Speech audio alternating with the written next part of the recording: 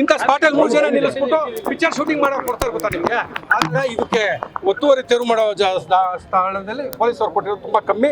ಹಾಗಾಗಿ ಕೂಡಲೇ ಇವತ್ತು ಅವ್ರು 3 ಜನ ಬಂಧಿಸಬೇಕು, ನಮಗೆ ನ್ಯಾಯ ಒದಗಿಸ್ಬೇಕು. ಮತ್ತು ಏನು ಪೆಂಡಿಂಗ್ ಕೆಲಸ ಇದೆ, ಏನು ಒಂದು 5-6 ಅಂಗಡಿ ಹೊಡಿಬೇಕಲ್ಲ, ಇದನ್ನು ಸಂಪೂರ್ಣ ಹೊಡೆದ ಮೇಲೆ ನಾವು ಇಲ್ಲಿಂದ ಜಾಗ ಹಾಕಲಿಲ್ಲ. ಅಧಿಕಾರಿಗಳಿಗೆ ಭದ್ರತೆ ಇಲ್ವಾ ಅನ್ನುವಂಥ ಅನುಮಾನಗಳು ಕೂಡ ಹುಟ್ಟಾಗುತ್ತೆ ಸರ್. ಖಂಡಿತ ಭದ್ರತೆ ಇಲ್ಲ ಸರ್. GBಯಲ್ಲಿ ಇರೋದೇ 2400 ಅಧಿಕಾರಿ ನೌಕರುಗಳು ಅಷ್ಟೇ. ನನಗೆ ಗೊತ್ತಿದೆ ಪೂರ್ತಿ. ಇವತ್ತವರೆಗೂ ವೃಂದ ಮತ್ತು ನೇಮಕಾತಿ ನಿಯಮಗಳು ಏನೂ ಆಗಿಲ್ಲ. GBI ಮಾಡಿಬಿಟ್ರು, 5 ಪಾಲಿಕೆಗಳಿಗೆ ಹಂಚ್ಬಿಟ್ರು. ಇರೋದು ಒಂದೊಂದು ಪಾಲಿಕೆಯಲ್ಲಿ 250-300 ಜನ ಬರೀ ಅಧಿಕಾರಿ ನೌಕರು ನಿಯಂತ್ರಣ ಮಾಡ್ತಾ ಇರೋರು. ಇನ್ನು ಗ್ಯಾಂಗ್ ಮ್ಯಾನ್ ಇಲ್ಲ, ಪೌರ ಕಾರ್ಮಿಕರು ಇಲ್ಲ, 4ನೇ ದರ್ಜೆ ನೌಕರು ಇಲ್ಲ, ಎಲ್ಲ ಉನ್ನತ ಅಧಿಕಾರಿಗಳು. ಒಂದೊಂದು ಪಾಲಿಕೆಯಲ್ಲಿ 5-6 ಜನ ಉನ್ನತ ಅಧಿಕಾರಿಗಳು. ಬೇಕಾಗಿರೋದು ಕೆಳಂತ ನೌಕರು ಸರ್. ಯಾವ್ಯಾವ್ದು ಸಂಘಟನೆ ಅಂತ ಅಂದ್ಕೊಂಡು ಬಂದ್ಕೊಂಡು ಈ ರೀತಿಯಾಗಿ ಅಧಿಕಾರಿಗಳಿಗೆ ಹಲ್ಲೆ ಮಾಡಿದ್ರೆ ಹೇಗೆ ಸರ್? ಅದನ್ನು ಸರ್ಕಾರ ಸಂಘಟನೆ ಅಲ್ಲ, ಸಂಘಟನೆ ಮುಖ್ಯಸ್ಥರು ಹಿಂದೆ ಇದ್ದವ್ರ ಹತ್ರ ಎಲ್ಲ ನಾವು ಮಾತಾಡಿದ್ದೀವಿ. ಸಂಘಟನೆ ಅಲ್ಲ, ಅವ್ನು ಯಾವನೋ ಬಸವರಾಜ್ ಪಡಿಕೋಟೆ ಅಂತ ಒಬ್ಬ ವಸ್ಲಿಗಾರ ಏನು ಇಲ್ಲೆಲ್ಲ ರೋಲ್ ಕಾಲ್ ಮಾಡ್ತಿದ್ನಲ್ಲ, ಇವರಿಂದ ಅವ್ನಿಗೆ ಹಪ್ತ ವಸ್ಲಿ ಆಗುತ್ತೆ.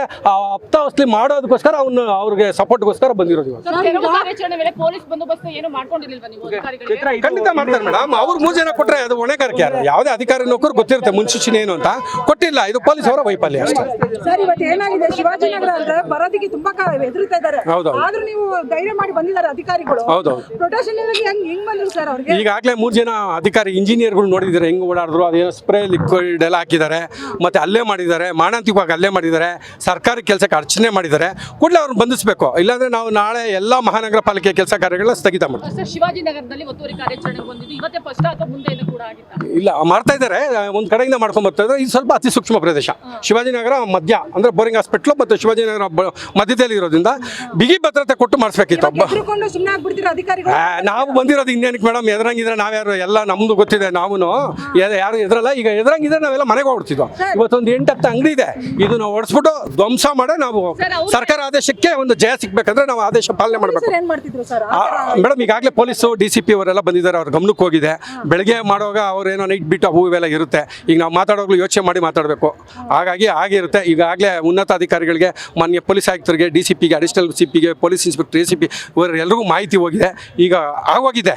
ಇನ್ನು ಮುಂದೆ ಏನು ಒಂದು 10-15 ಅಂಗಡಿ ಇದೆ, ಅದನ್ನೆಲ್ಲ ಧ್ವಂಸ ಮಾಡಿ ನಾವು ಹೋಗೋದು. ಖಂಡಿತ ನಾವೆಲ್ಲ ವಿತ್ ಟೀಮೇ ಬಂದಿದ್ದೀವಿ. ನಾವು ಇದ್ದೀವಿ, ಎಲ್ಲ ನಮ್ಮ ಸಂಬಂಧಪಟ್ಟ ಇಂಜಿನಿಯರ್ಗಳಿದ್ದಾರೆ.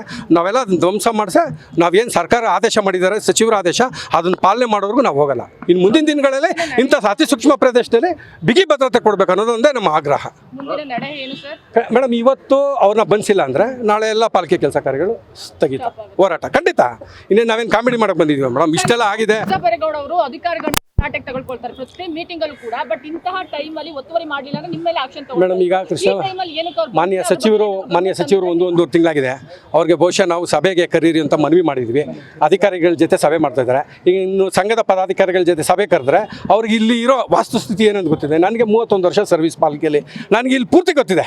ಅವ್ರಿಗೆ ನಾವು ಇಲ್ಲಿ ಯಾವ ರೀತಿ ವೃಂದ ಮತ್ತು ನೇಮಕಾತಿ ನಿಯಮಗಳು ಯಾವ ರೀತಿ ಅಧಿಕಾರಿಗಳು ಬರಬೇಕು ಅಂತ ಅವರಲ್ಲಿ ಮನವಿ ಮಾಡ್ಕೊತೀವಿ. ಸರ್, ಈ ತರ ರೋಡಿಸಮ್ ಮಾಡಿರೋದು ಅದಕ್ಕೆ ಭಯನೇ ಇಲ್ದಂಗೆ ಆಗೋಯ್ತು ಅಧಿಕಾರಿಗಳ ಮೇಲೆ. ಇದನ್ನ ಖಂಡಿತ ಖಂಡಿಸ್ತೀವಿ. ಅವ್ರ ಬುದ್ಧಿ ಕಲಿಸ್ಬೇಕಂತಾನೆ ನಾವು ಬಂದಿರೋದು. ಬುದ್ಧಿ ಕಲಿಸ್ದೆ ಹೋಗೋದೇ ಇಲ್ಲ. ಈಗ ಒಂದು 10 ನಿಮಿಷಕ್ಕೆ